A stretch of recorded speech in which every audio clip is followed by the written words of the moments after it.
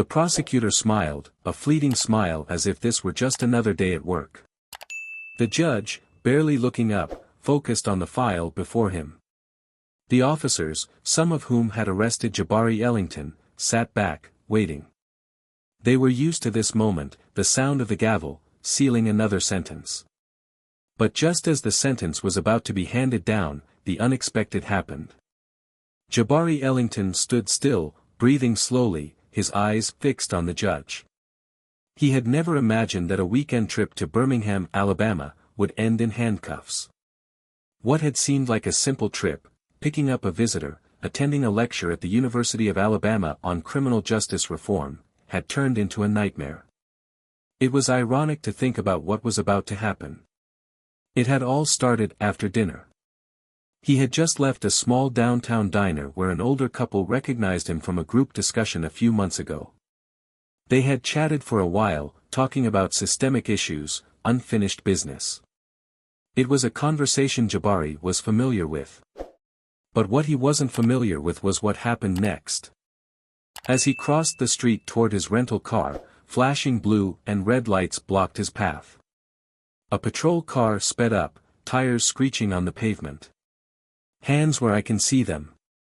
The voice was sharp, authoritative.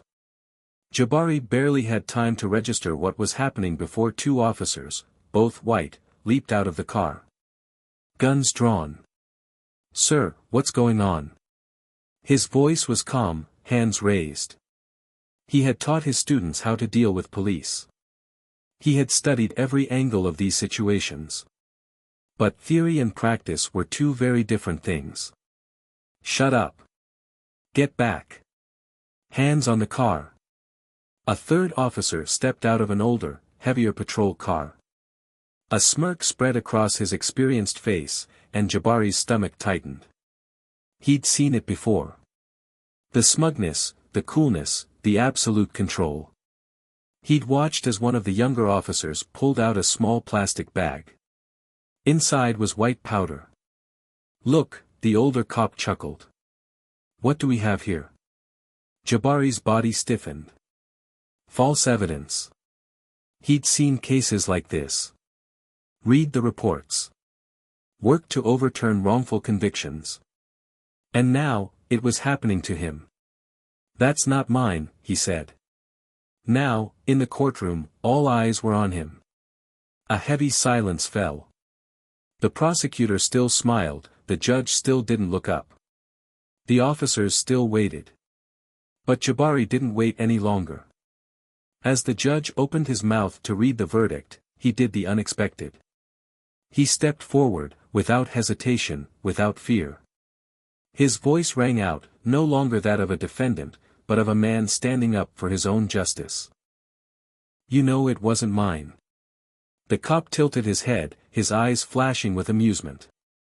Is he really turning on his partner? "What do you think, Miller? Think he's telling the truth?" "Not a chance." The younger cop replied with a grin. "Looks guilty to me." The handcuffs clicked around Jabari's wrists. The stares from the crowd on the street made his heart beat faster.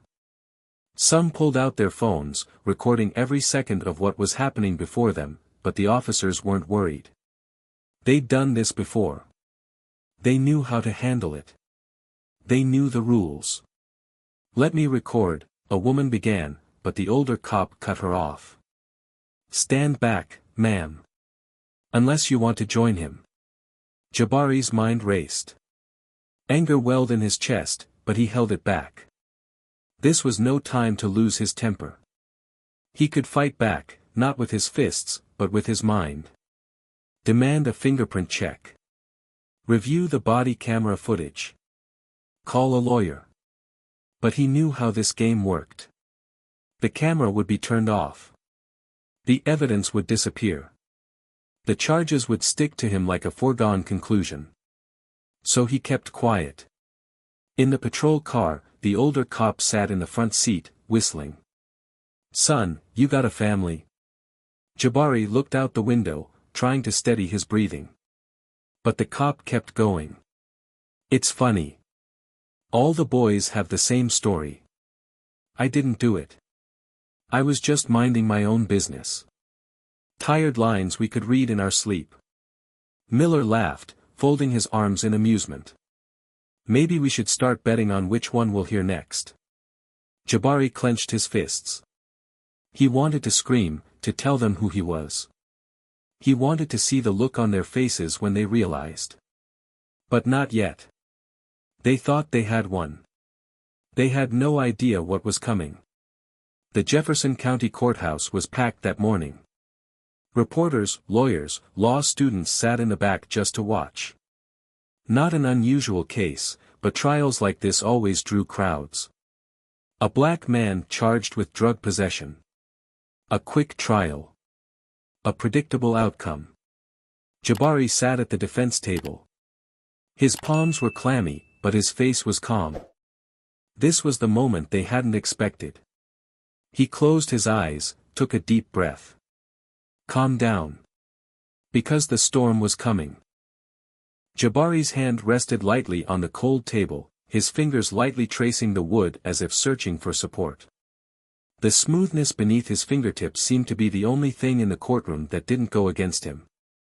His public defender, Brian LeClaire, a young, overworked lawyer, flipped through the files. The tension was evident in the way he tapped his pen rhythmically on the folder, his eyes constantly glancing at Jabari as he listened to the charges. Brian whispered, leaning in closer. I've seen these cases before. Judge Stokes isn't exactly known for his leniency. Your best bet is to take the deal. Jabari turned his head slightly, his gaze studying Brian. And what's the deal? Brian sighed, his fingers tightening around the edge of the file. 5 years. Maybe 3 if you keep your head down and don't make a sound. 3 years. Jabari repeated, his voice soft but firm. For something I didn't do. Brian shifted uncomfortably in his chair, clearly not liking the situation. I hear you, but these guys, he glanced toward the prosecutor's table, where Assistant District Attorney Joel Patterson was chatting casually with the police officers who had arrested Jabari. They were laughing, exchanging inside jokes, as if this were just another day at work for them. The officers who had planted the drugs. They acted like they had done this 100 times. And maybe they had. Brian continued, his voice lower. If we fight and lose, you're looking at 20 years. Jabari glanced at the officers across from him, Sergeant Raymond Givens, Officer Miller, Officer Denton.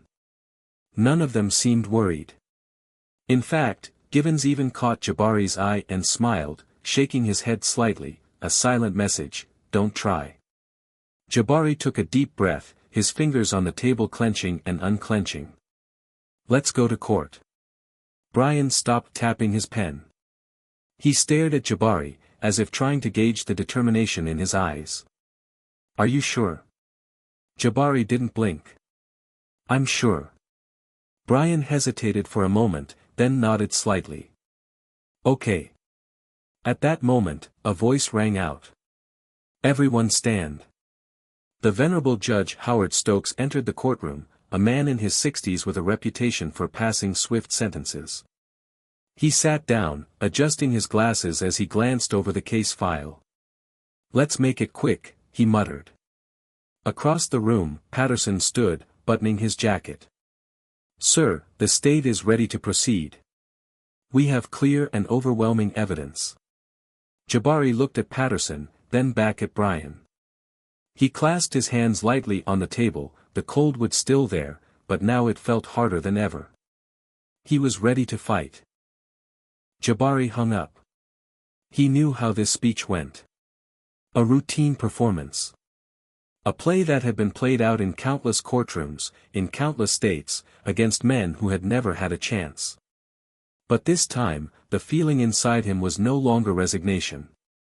It was anger, the injustice burning inside him like an unquenchable fire. He felt the eyes of the people in the room. The quiet anticipation, the way they waited for him to fall. But he was no longer the same man. No longer the silent lamb who had been led around. The prosecution called its first witness. Officer Denton stood, straightened his uniform, carefully placed his hand on the Bible before swearing in. Patterson stepped forward, confident. "Officer Denton, let's review the events of August 17th, tell the court, what kind of contact did you have with the defendant?" Denton cleared his throat. "We were patrolling near 8th Avenue North, an area known for drug activity. We observed the defendant leaving the restaurant. When he spotted us, he immediately changed direction, appearing nervous. That's when we made the decision to stop." Jabari felt a wave of indignation rise up. Seemed nervous? Was that all it took to stop someone? Was a glance enough to turn someone into a suspect? "Tell us what happened next," Patterson continued. The defendant refused to comply. At first, he asked unnecessary questions. Eventually, we conducted a lawful search, during which we discovered a small bag containing a controlled substance in his jacket pocket. Jabari clenched his fists, his eyes scanning the courtroom. Legal search? Legal for who? For what reason? I have the right to ask why I was stopped, but when I do, they call it non-compliance. I have the right to defend myself, but if I do, they call it resistance. Let the record show, Patterson turned to the jury, that the substance tested positive for cocaine. The courtroom erupted in murmurs. Some in the audience shook their heads. But Jabari was no longer silent.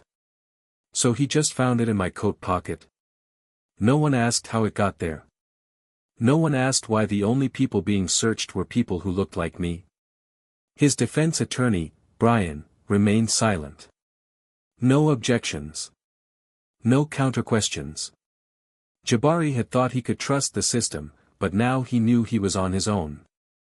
The next witness, Officer Miller, repeated the same script. The same empty words, the same system that had been set up before. But Jabari barely listened. This time, he didn't let it go so easily. Sergeant Givens stepped forward. Unlike the others, he spoke easily, calmly and convincingly. "We followed protocol," Givens said, leaning forward slightly, "no shortcuts. No misconduct. Everything we did that night was by the book." Jabari let out a snort. "By the book? What book?" "The book that says if I'm a black man walking down the street, I'm automatically a suspect. The book that says if I question my rights, I'm causing trouble. The book that says no matter what I say, you're going to keep playing this show." The courtroom fell silent. Patterson narrowed his eyes, clearly not liking the pushback. "But Jabari doesn't care. I used to be silent. I used to accept this injustice. But not anymore. Today, I am no longer the one pushed into the corner. Today, I speak up." Sergeant Givens had no more questions. Brian rose slowly. His hand tightened on the pen, his knuckles white. Jabari could see the hesitation in the way he glanced at the papers before him, as if searching for something, anything, to cling to. But there was nothing. Jabari swallowed. He knew Brian didn't want to be cross-examined. But he had to at least try to look like he was fighting for his client. Brian cleared his throat, speaking dryly. "Sergeant, are you saying that my client, Mr. Ellington, acted suspiciously, because he ran away?" Givens tilted his head, his eyes unblinking as he answered. "No." A heavy silence filled the courtroom. "Did he resist?" Givens smiled, a faint smile, not quite pitying or contemptuous. "No, not physically. But you still searched him based on probable cause?" Givens didn't hesitate. "Yes." Brian nodded slowly, flipping through his legal pad mindlessly. He didn't really read it. There was nothing in there that could change the outcome. There was no way out. And the drugs, where exactly were they found? In his pocket. Givens's voice was steady, unwavering. Brian dropped his pen to the table. The sound was small, but it was like a hammer blow in the silence. He took a deep breath. No further questions. Jabari felt his chest tighten. He was watching his own conviction unfold, moment by moment, word by word. Right here, right now. The jury had long ago reached their decision. The officers looked relaxed. Patterson stood there, confident, as if waiting for the inevitable. Judge Stokes was ready to proceed, his eyes flicking over his notes with the languid air of someone who already knew the outcome. Jabari looked at Givens. He looked almost satisfied. No one in the room really cared about the truth. They only cared about closing the case. They had won, and they knew it. The air was thick. Heavy. Jabari could feel it, feel the weight of a verdict that had been decided long before he had entered the room. Judge Stokes sighed, flicking through a few pages as if he were flipping through an article he had no interest in reading. The jury sat in silence. Their expressions were unreadable. Some took notes, others just watched. Waiting.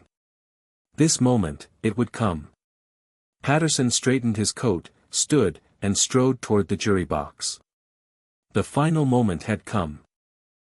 Folks, this is simple. You heard the evidence. You heard from 3 trained officers, professionals with years of experience, who put their lives on the line every day to keep our communities safe. And then you heard from the defendant. A man who, let's be honest, just happened to be in the wrong place at the wrong time. Patterson paused, letting his words sink in. He scanned the jury, his voice low and steady, almost lulling, but as sharp as a knife. But let's not forget, he continued, lowering his voice a little, that drugs didn't just appear out of nowhere. That cocaine didn't just end up in his pocket. And that our laws don't operate on emotions, they operate on facts. Patterson turned, walking slowly toward his desk, his movements calm, confident, as if the outcome had already been decided. He didn't look at Jabari, just raised his hand casually toward him. You know what to do. He sat down, quietly. The room was dead silent. Brian hesitated before standing.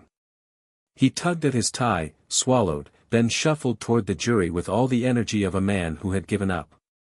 Ladies and gentlemen, he began, his voice low but persistent. I know this seems like a clear case. But I ask you to consider, no doubt, but reasonable doubt. He paused, a cough coming from the back of the courtroom. Brian cleared his throat, trying to hold his ground. Because even though Officer Denton, Officer Miller, and Sergeant Givens said what they said, it's important to remember, that they hesitated. He scanned the room, but no one caught it. No one wanted to look at him. We weren't there. We don't know for sure. And neither does my client. He maintains his innocence. That was it. That was the defense. Brian nodded quickly and returned to his seat. He expected nothing more. Only the verdict. Judge Stokes made no attempt to hide his impatience. All right, the jury will deliberate. But in that moment, Sergeant Givens smiled. So quickly that it was barely noticeable. But Jabari saw it. The whole courtroom saw it. A small smile, a flash of celebration. They had done this before. They had never been caught. And that was when Jabari decided it was time. Jabari leaned forward, his voice calm and steady, but this time with a sharp edge. His eyes never left Judge Stokes. The room tensed with anticipation. Your Honor, he said, his voice unwavering. Judge Stokes looked up, his eyes showing his discomfort. Mr. Ellington, your counsel has finished. Now it's time for the court. Jabari interrupted gently but firmly. I understand, Your Honor. But before we proceed, I would like to formally introduce myself. The tension in the room changed instantly. The air was thick, heavy, like a storm about to break out. The bailiff took a step forward, but Judge Stokes held up his hand to stop him. Let him speak. Jabari turned his head, looking directly at Sergeant Givens. His gaze was unwavering, each word a knife cutting through the air. You and your men did a thorough job. He nodded, as if in genuine praise. You made sure the evidence was impeccable. You even had a defense attorney working to make sure everything went smoothly. The smug smile on Givens's face disappeared. A flicker of hesitation appeared in his eyes. Jabari nodded slowly again, as if appreciating the effort they had put in. Then he lowered his voice, each word emphatic, each word pounding into the silence. And on any other man, this would have worked. He paused, his gaze sweeping over the room. But I am no ordinary man. Silence swept into the courtroom like a giant wave, drowning out all sound. Judge Stokes blinked. The officer near the door tightened his grip on the gun at his side, though no one had given him an order. Jabari slowly reached into his coat pocket. The shirt they had claimed was where the drugs had been found. They waited for something sinister. A gun? A tape? Instead, he pulled out a small leather case, opened it, and held it up for all to see. The room gasped. On it, a gold badge gleamed in the courtroom lights, 3 bold letters at the top. FBI. And below it, clear, unmistakable. Jabari Ellington, Director of the Federal Bureau of Investigation. The murmurs were muffled. Givens took a step back, his face pale. Several of the other officers looked as if they had been struck hard. Judge Stokes' eyes widened, sparkling with an unreadable emotion. But Jabari didn't need to guess. He knew exactly what was going through all of their minds. Jabari looked up, his voice low but each word hitting the silence of the room. I am Jabari Ellington, Director of the Federal Bureau of Investigation. He paused, letting the words sink in. And I have all the evidence I need to send you, to the exact place you intend to send me. The courtroom was filled with a deadly silence. No one dared to move. No one dared to breathe. Then, like a crack in glass, the first reaction came. Judge Stokes pushed his chair back, his eyes filled with confusion and uncertainty. He looked from the badge on Jabari's hand to his face, searching for any sign that this was a game. But it wasn't a game. Jabari didn't say it again. He didn't need to say it again. Because the game was over. Reporters rushed forward, phones held high, shutters clicking. Some whispered urgently into microphones, relaying breaking news to eager viewers on the other side of the screen. A buzz of chatter rose between the clicks, as fast as the pulse of a scandal about to explode. The jury looked at each other, their eyes shifting between confusion and realization. Some frowned, others bit their lips, gripping the arms of their chairs, as if trying to keep themselves from being swept up in the whirlwind of the truth. The suspicion turned to a clear realization, they were witnessing something bigger than a normal trial. The 3 police officers stopped smiling. Sergeant Givens sat motionless, his fingers intertwined, his knuckles white as he pressed them to the table. Officer Miller swallowed, his Adams's apple quivering.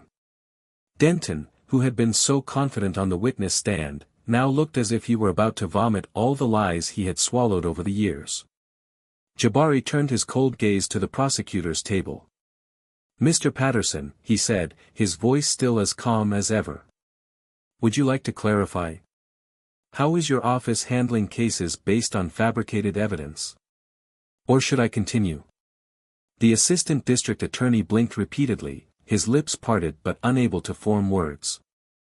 The air in the courtroom became thick, as if everyone was holding their breath, waiting for an explosion. Jabari stepped forward slowly. Not good. He placed his badge on the defense table, and before anyone could react, he pulled out a small black device, a tape recorder. He pressed a button. A small beep sounded, and then a familiar voice filled the air.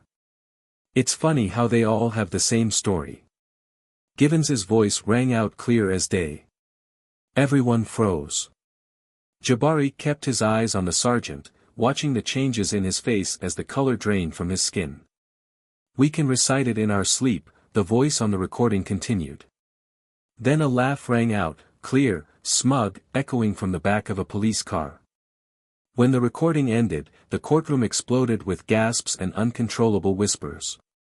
Reporters were frantically jotting down notes, fingers swiping across phone screens, recording, snapping, sending news. A scandal had just erupted, right before their eyes. Judge Stokes slammed his gavel down. Order. I will have order in this courtroom. But it was too late. Jabari turned to Givens, who was breathing hard now. His hands gripped the edge of the table, as if trying to hold on to reality that was slipping away. Jabari took another step forward. I have hours to go on this, he said, his voice calm, almost conversational. Body cam footage. Dash cam footage. No one in the room dared to move. The air in the courtroom was as tense as a string. The air was stifling, filled with scrutinizing eyes. Every breath was a drumbeat. Jabari sat still, his eyes as sharp as a knife, slicing through every expression in the room. He had it all figured out. He always had a plan. You don't think I'd let this happen without a plan, he said, his voice calm but sharp as a knife. Gavin stood up too quickly. His chair crashed to the floor with a deafening crash, startling several people. He opened his eyes wide, tilting his head a little as if trying to figure out what had just happened. It's a setup, Jabari raised an eyebrow, his gaze boring into Gavin. You mean, like the one you pulled on me? Gavin replied, his voice a mixture of confusion and anger. The words landed like a punch. The air froze. Officer Miller paled. Denton glanced quickly toward the exit, sweat beading on his temples. Mr. Patterson finally found his voice. Stand up, But his voice was lost in the chaos. I don't know what game the defense is playing, but this is highly irregular. His voice was trembling, almost pleading. I demand. You are not to demand anything. Jabari interrupted, his voice icy. He turned toward the gallery, where 3 men in black suits had quietly entered. Federal agents. Jabari nodded toward them. Gentlemen, you know what to do. At once, the agents entered. Sergeant Givens staggered back, but there was no escape. One of them pulled out his handcuffs. Now, hold on tight. Raymond Givens, one of the agents, stepped forward. You are under arrest for obstruction of justice, perjury, and tampering with evidence. The courtroom exploded. Reporters leaped to their feet, cameras flashing. Frantic whispers filled the air. Officer Miller tried to back away, but another agent quickly grabbed his wrist, spun him around, and locked his arms behind his back. Denton didn't resist. He didn't even look surprised. Judge Stokes kept his gavel in his hand. His gaze shifted to Jabari, the usual arrogance gone, replaced by something else, a belated realization. You set this up, he said slowly, his voice hoarse. Jabari held his gaze. No, sir. They set it up. He jerked his chin toward the arrested officers. I just refused to play along. For the first time that morning, Jabari smiled. The courtroom had begun as a trap. But now it had become something else entirely, a cold calculation, a naked display of justice. The once complacent cops now bowed in handcuffs, their faces drained. What had once been power was now an inescapable collapse. Reporters jostled, pushed, and fought for every inch of space to get the best angle. Microphones were pointed straight ahead, cameras flashing constantly, capturing every moment of the dramatic scene before them. Jabari stood still, his cold eyes observing everything that happened. In the chaos, he remained steadfast, unwavering. This was the moment he had waited so long for. The truth was finally revealed. Sergeant Givens struggled, his face red with anger and panic. The ropes tightened around his wrists, but what really drove him crazy was the feeling of helplessness in this situation.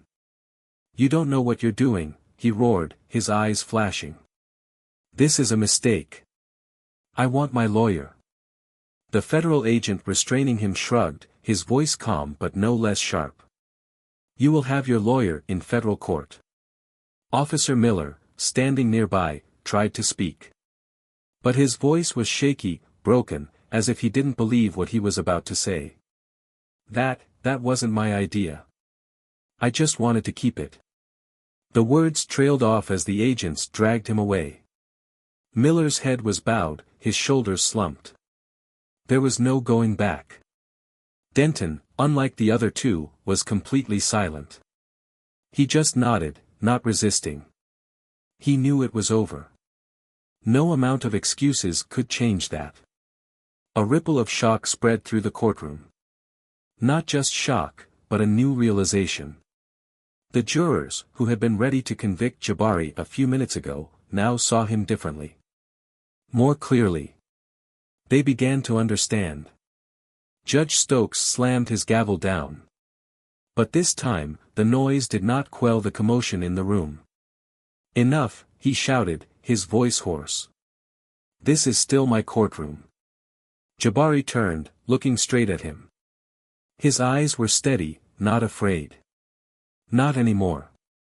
Stokes stiffened. For the first time, he looked genuinely worried.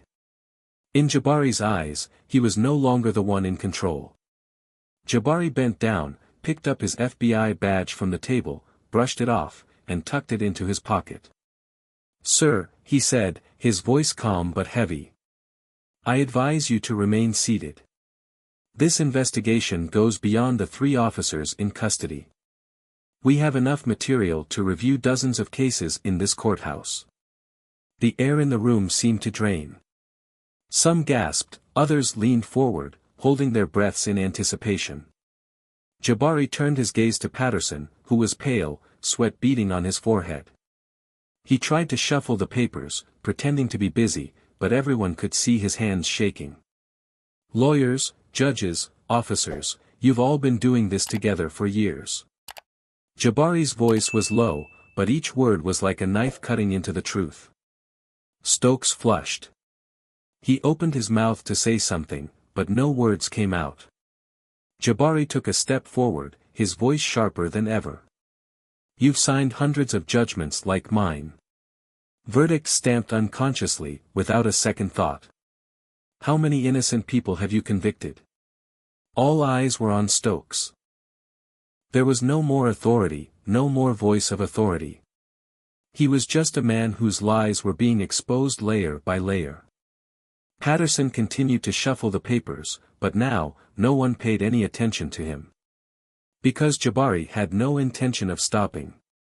Jabari took a deep breath, his eyes lingering on Patterson's face. The courtroom was frozen, waiting. But he didn't rush. He wanted to let the silence weigh heavily on the man before him. "You've built your career on cases like this." His voice was low, but it was as sharp as a knife. "How many times have you turned away? When the evidence didn't match up? When the truth was twisted to fit a predetermined indictment?" Patterson cleared his throat, trying to keep his composure. "I don't know what those officers did. If you knew, what would you have done?" Jabari raised his hand, cutting Patterson off. "Stop. I don't need to hear excuses. You had a choice. You had every opportunity to do the right thing, to question the nonsense. And you didn't. You didn't care, because the system was on your side." Patterson's mouth opened and closed. No defense. No more.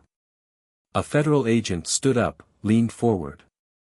"Sir, we're going to take this further. Judge Stokes is in our sights. Patterson is in our sights. This is just the beginning." Jabari nodded. "Good." He scanned the room. For the first time in his life, he was no longer the defendant.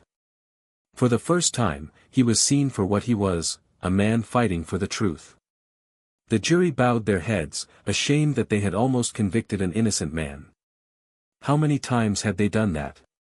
Brian, his defense attorney, sat rigid, his hands clutching the clipboard.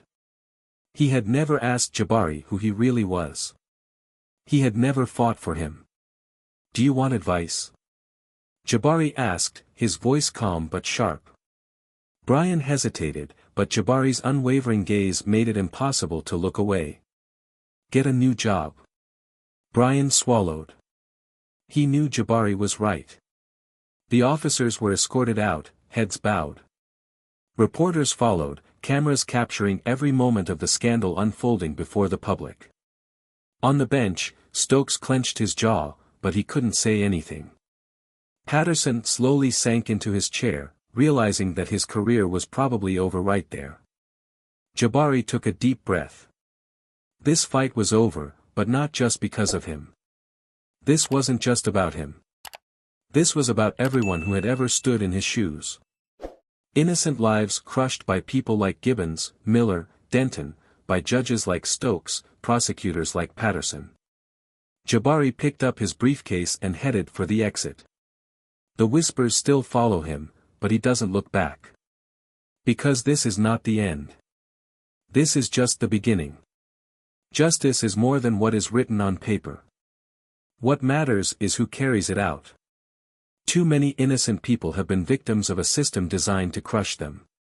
Too many officers, prosecutors, judges hide behind their power, believing they will never be challenged.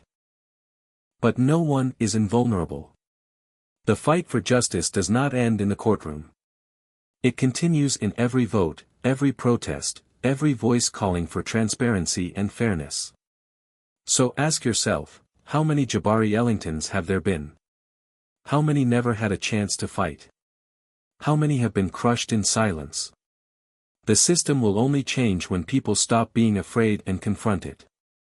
If you believe in justice, speak up. Share this story. Because silence only protects the guilty.